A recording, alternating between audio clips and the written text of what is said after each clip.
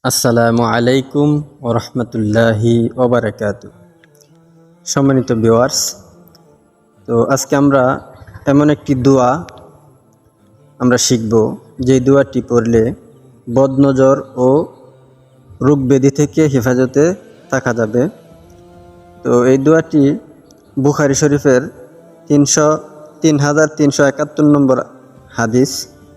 তো এই হাদিস থেকে বর্ণিত হয়েছে। তো আমরা এই দোয়াটি এই ভিডিওর মাধ্যমে আরবি আমি আপনাদেরকে ব্যঙ্গে ব্যঙ্গে প্রত্যেকটা শব্দ শিখিয়ে দিব এবং বাংলা উচ্চারণ সহ আছে এখানে।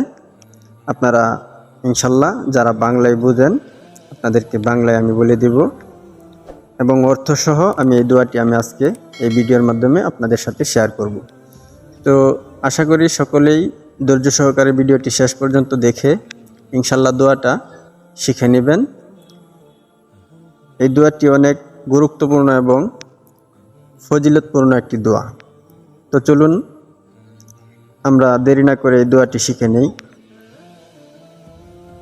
সর্বপ্রথম আমরা এই আরবি উচ্চারণগুলো সঠিকভাবে আদায় করে আমরা এই দোয়াটি শিখব।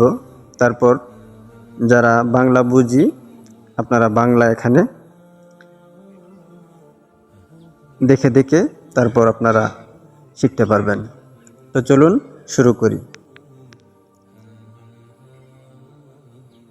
আউযু বিকালিমাতিল্লাহিত তাম্মাতি। আমার সাথে সাথে আপনারা পড়ুন, আউযু বিকালিমাতিল্লাহিত তাম্মাতি মিন কুল্লা শাইতানিউ ওয়া হাম্মাহ। এখানে দম সারলে শব্দটা এমন হবে ওয়া হাম্মাহ। হ্যাঁ, মিন কুল্লা শাইতানিউ ওয়া হাম্মাহ ওয়া মিন কুল্লা করুন ওয়া মিন কুল্লা আইনিল্লাম্মাহ।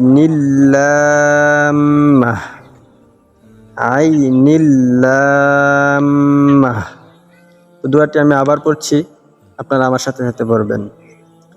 আউযু বিকালিমাতিল্লাহিত তাম্মাতি মিন কুল্লা শাইতানিউ ওয়া হাম্মাহ ওয়া মিন কুল্লা আইনিল্লাম্মাহ।